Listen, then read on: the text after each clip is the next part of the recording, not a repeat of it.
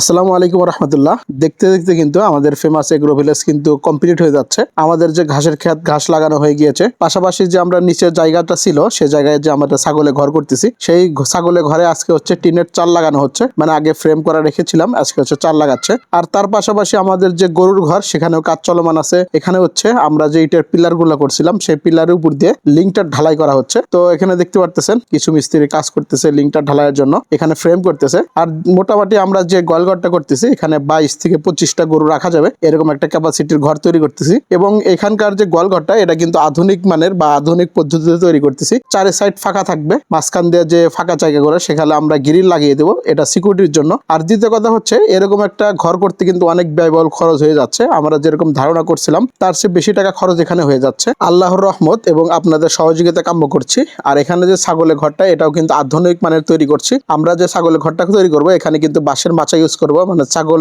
মাটি থেকে 4.5-5 ফিটের মতো উপরে থাকবে।